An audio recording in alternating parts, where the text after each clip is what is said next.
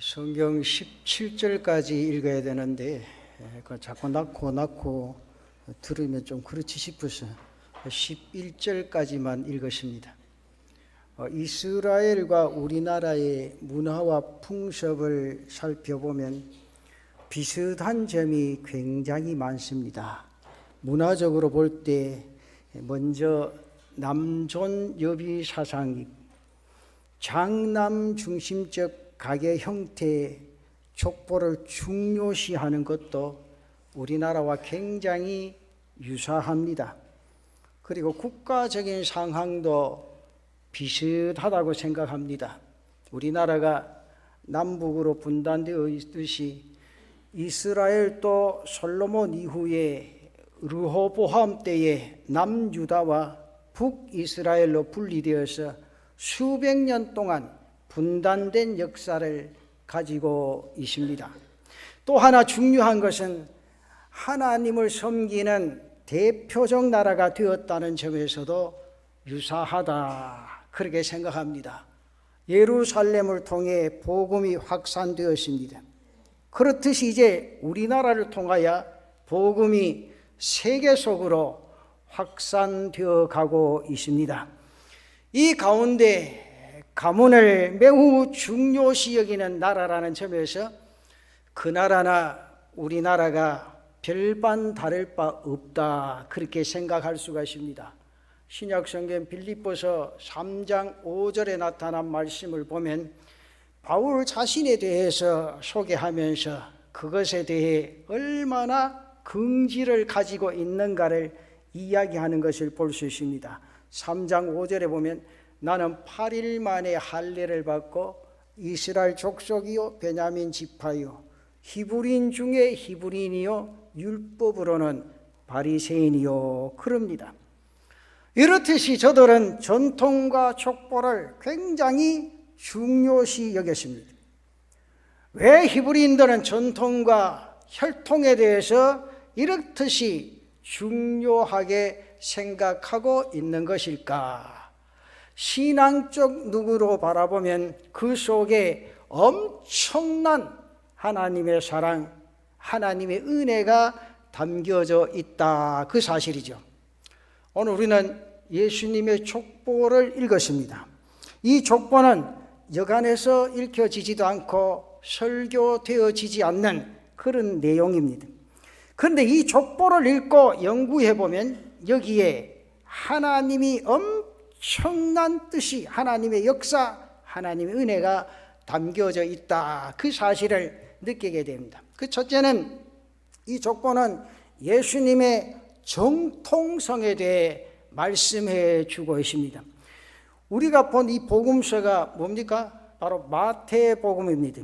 마태복음은 유대인들을 위하여 기록되어진 복음서입니다.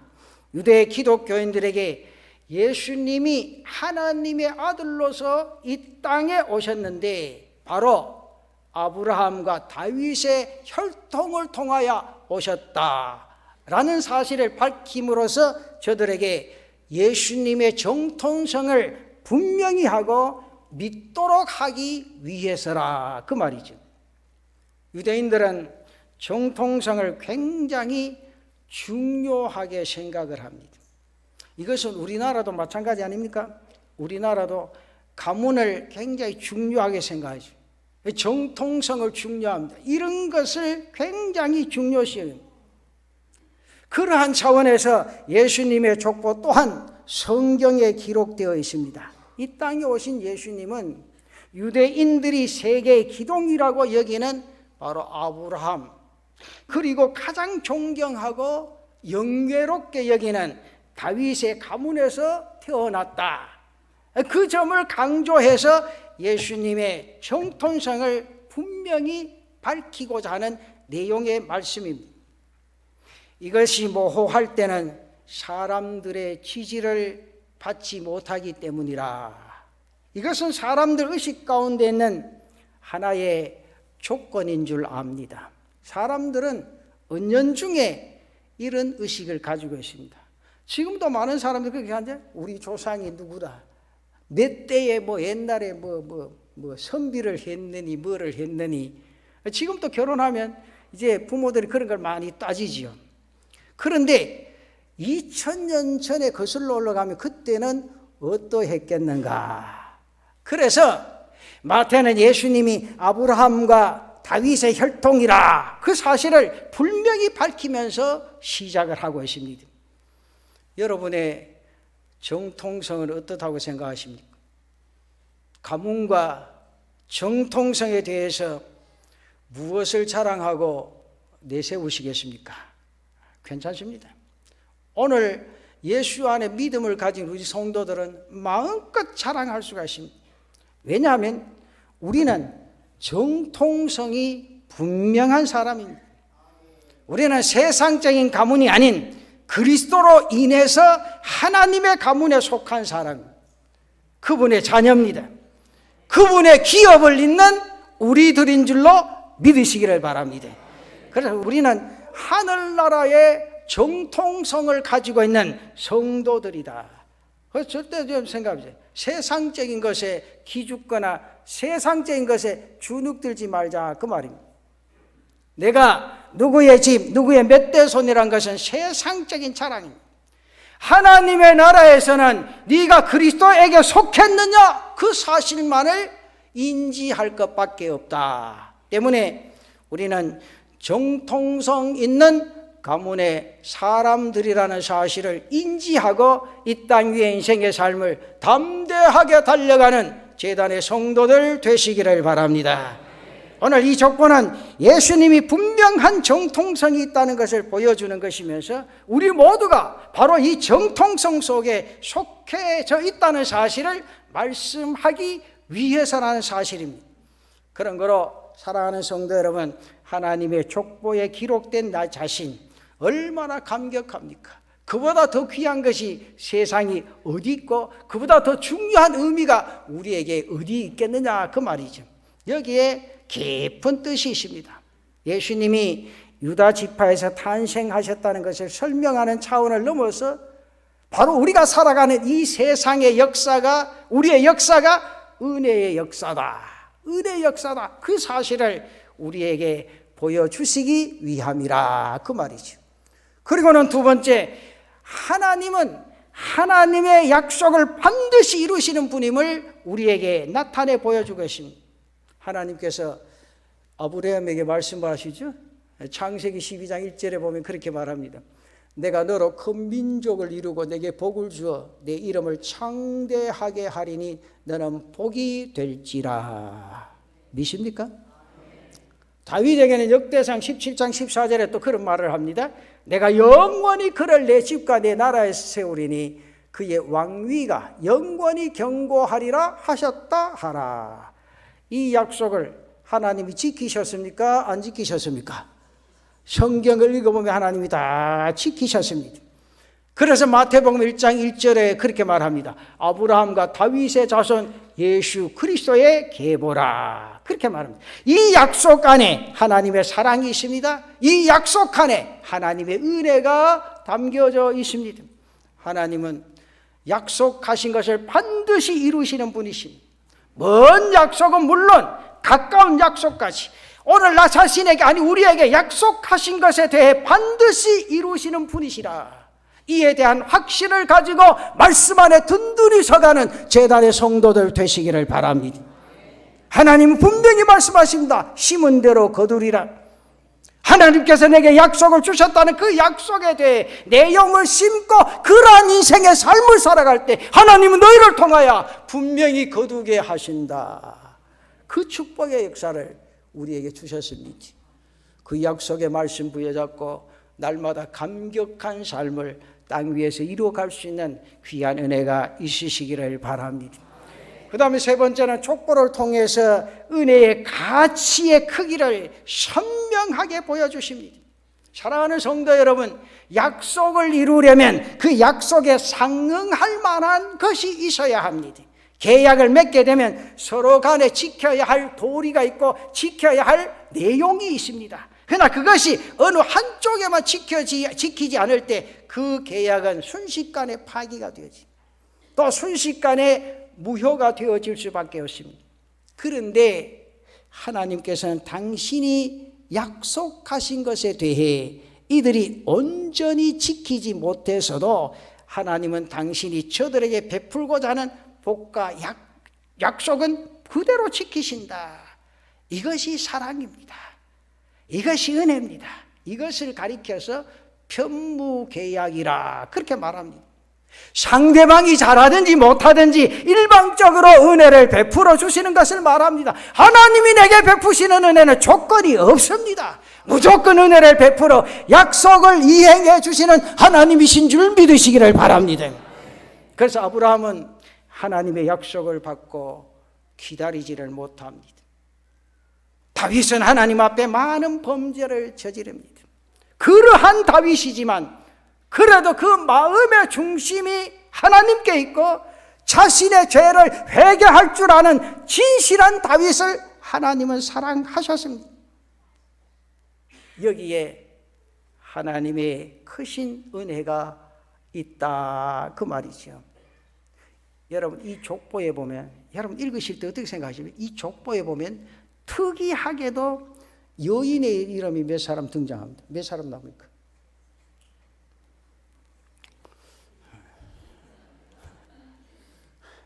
그 집에서 성경할 때 그냥 막 이렇게 갑니까? 동화책 읽듯이. 여기 보면 먼저 누가 나옵니까? 다말이 나옵니다. 시아버지 유다를 통해서 아이를 낳은 여자. 여러분 제가 말하는 걸 여러분 잘 들어보세요. 그 다음 누가 나옵니까? 라합이 나옵니다. 라합은 여리고성의 기생이었습니다. 세 번째 누가 나옵니까? 루시 나옵니다. 룻은 모함 여자로 이방 여자입니다. 그리고 네 번째 누가 나옵니까? 우리아의 아내 바세바가 나옵니다. 여기 나타난 성경들 보십시오. 이 여인들이 순결한 여인입니까? 자기보다 괜찮다 싶은 손 들어보세요. 여기에 나타난 여인들은 순결하거나 깨끗한 여인들이 아닙니다. 정통성의 반열에 들어갈 수 없는 그런 여인들입니다. 그러한 여인들임에도 불구하고 완전하고 흠없는 예수 그리스도를 잇는 족보에 들어갔다는 것은 참으로 의아스러운 일입니다. 우리 같아서도 도저히 이해할 수 없고 그냥 넘어갈 수 없는 그런 사건입니다. 혹 이들이 호적에 들어갈 수 있는 위치가 되었다 하더라도 그들의 행위를 볼 때 호적에서 확 파버려야 할 그런 사람들 아닙니까? 그러나 하나님은 이들을 여기에 기록하십니다. 뭐라고 생각하십니까? 하나님은 여기에 이들을 기록하십니다. 그리고 이들을 사용하십니다. 이 잘 아세요? 이게 무슨 내용입니까? 이들의 과거보다 믿음을 더 중요시하는 하나님. 이들의 과거보다 믿음을 더 중요하신 하나님. 그 중심이 마지막으로 어디를 행하고 있느냐는 것을 더 중요하게 여기시는 하나님의 은혜, 하나님의 사랑, 여기 담겨져 있다고 말이에요. 중요한 건 지금 현재 내가 어디를 바라보고 있느냐. 지난날 생각하면 우리 다 죄인이 아니에요? 지금도 죄인이지만. 그렇죠? 이게 중요해요. 그렇게 못된 짓을 해서도 지금 그 중심이 어디를 향하고 있느냐? 그 중심이 어디를 기울이고 있느냐? 이게 중요합니다. 사랑하는 성도 여러분, 이제 성탄절 얼마 안 남았는데 주님 생각하시면 그분 바라보시기를 바랍니다. 그분 뜻대로 사는 은혜가 있기를 바랍니다. 그분 은혜 속에 흠뻑 젖어드는 재단의 성도들 되시기를 축원합니다. 이 여인들의 시작은 온전하지 못했습니다. 그렇지만 하나님을 알고 나서는 그들의 눈과 마음의 중심이 하나님께 있었다. 이 잘 아셔야 돼요. 그럼 지금 예수 믿고도 그래야 되나? 그게 아니에요. 이 성경을 잘 내용을 아셔야 돼요. 내가 이전에는 그렇게 살았지만 주님이 내 가슴 속에 스며들고 하나님을 바라볼 때 내 자신의 삶이 지난 과거가 아니라 지금 현재 주님을 바라보고 하나님을 향한 마음의 중심이 바로 서 있었다 그 말이에요. 그런 삶의 역사를 이루어가는 재단의 성도들 되시기를 바랍니다. 이게 뭔가 하면 하나님의 은혜가 우리의 죄보다 더 크고 더 가치가 있다 그 말입니다. 사람들은 죄와 은혜를 비교할 때 죄가 더 크다 그렇게 생각하는 경향이 있습니다. 그 죄를 범하면 그 사람의 모든 것을 그 죄의 기준으로 판단을 해버립니다. 그래서 이 사람은 이런 사람이다, 저 사람은 못 쓸 사람이다, 저 사람은 죄인이다 못 받고 정죄해버립니다. 그런데 사랑하는 성도 여러분, 온 성경에 죄보다 은혜가 더 크다, 죄보다 은혜가 더 크다, 은혜가 더 크기에 나는 예수 안에서 믿음을 가지고 하나님의 백성으로 이 땅 위에 인생의 삶을 살아가는 은혜가 있는 줄로 믿습니다. 내가 부산에 오면 이 설교할 때 이 설교 내용을 비유를 많이 들고 싶은데 잘 들지를 못해. 왜냐하면 부산에 눈이 잘 안 오게. 지금도 저 위에는 눈 오는데 여기는 뭡니까? 그런데 어떨 땐 감사해야 돼요. 정말 옷값도 덜 들고. 없는 사람은요 따뜻한 게 얼마나 도움인지 몰라요. 그렇잖아요. 감사한데 여러분, 이제 이 자풀이 확 나 있고 말이죠, 산에 막 찌꺼기가 있고 휴지가 쭉 있는데요, 한 눈이 5cm 10cm 쫙 와서 덮어버리면 뭐만 보입니까? 흰 눈만 쫙, 온 세상이 하얗게 보입니다. 그렇듯이 주님의 은혜가 모든 것을 덮으셨다. 우리의 과거보다 하나님이 내게 주신 은혜가 더 귀하고 더 큰 줄 믿으시기를 바랍니다. 하나님의 은혜, 우리의 용서, 우리가 베푸는 은혜가 훨씬 가치 있고 크고 아름답다 그 사실을 인지하라 그 말이죠. 여러분, 다이아몬드와 돌은 비교가 되지 않습니다. 가치를 비교할 수가 없습니다. 그런데 사람들은 자꾸 돌을 보려고 합니다. 그 사람이 선물로 받은 다이아몬드의 은혜, 그 삶의 가치는 보려 하지 아니하고 그 전에 그가 가지고 있던 돌반지, 구리반지로 판단하려고 합니다.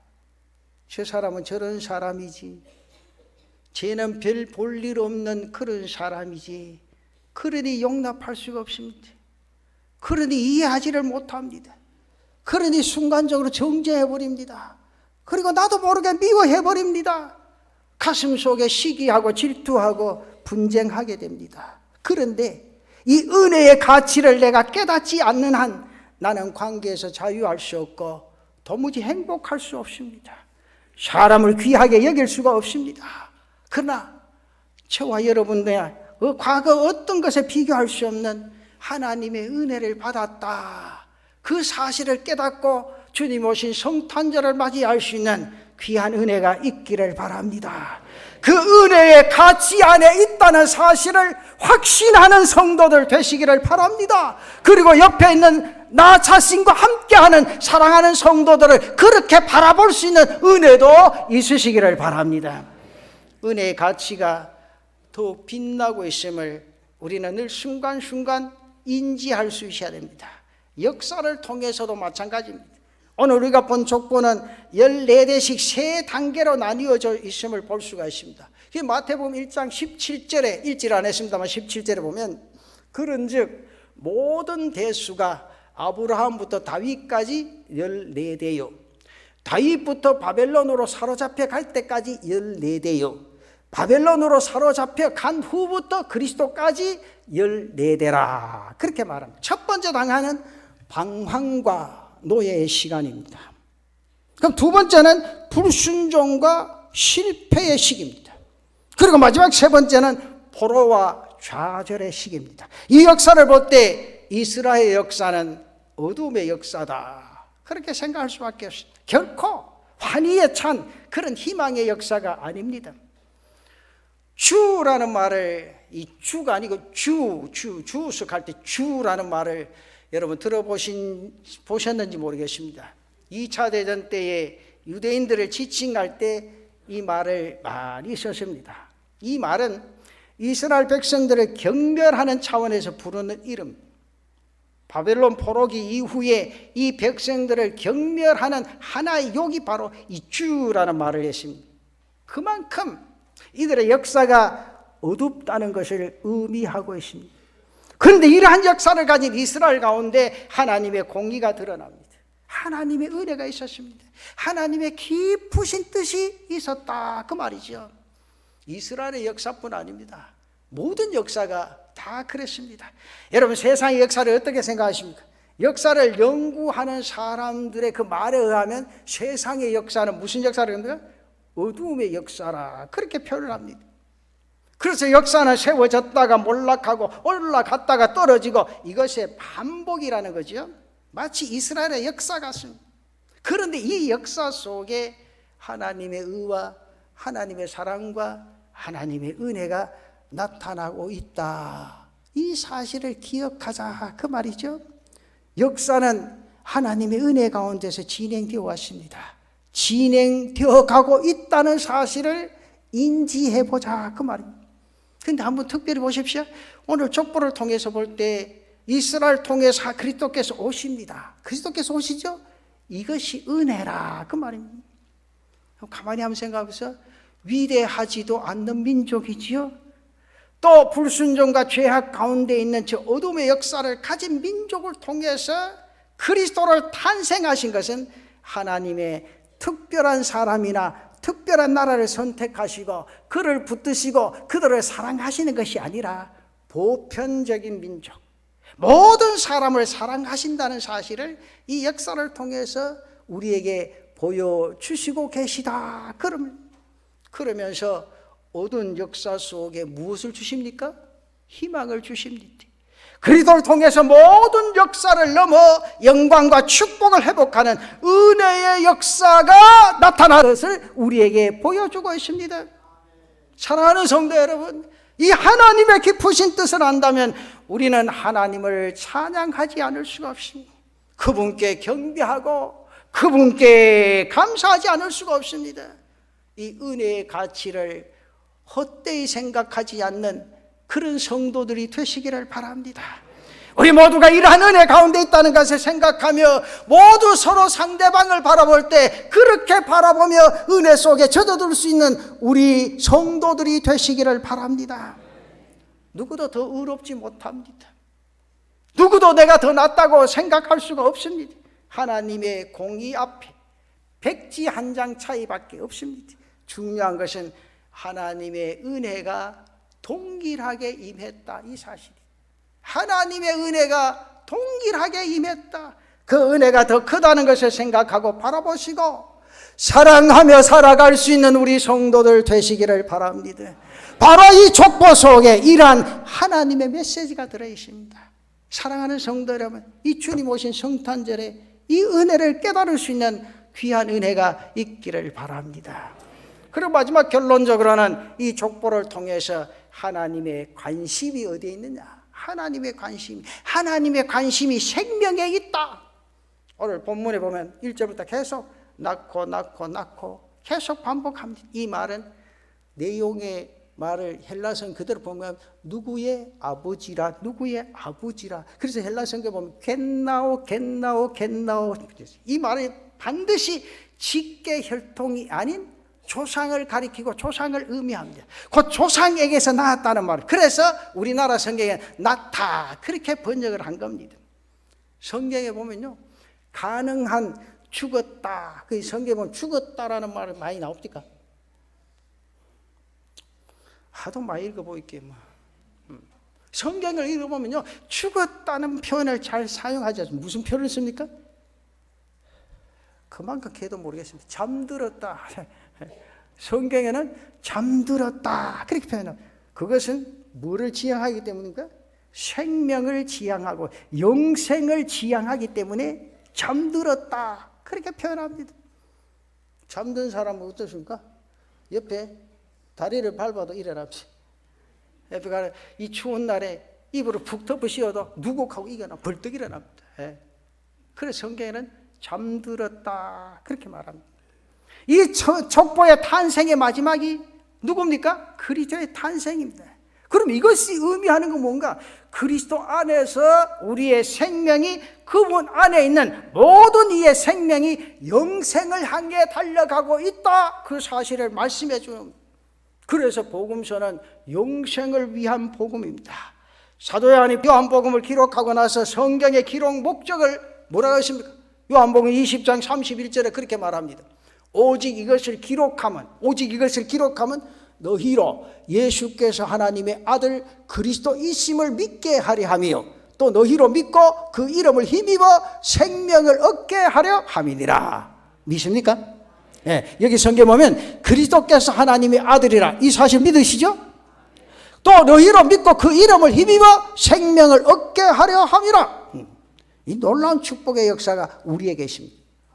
여러분 유치원 때부터 늘 익히 배우고 가르치는 암송하는 성경 요한복음 3장 16절에 그렇게 말합니다. 하나님이 세상을 이처럼 사랑하사 독생자를 주셨으니 이는 그를 믿는 자마다 멸망하지 않고, 이 성경 한 구절이에요.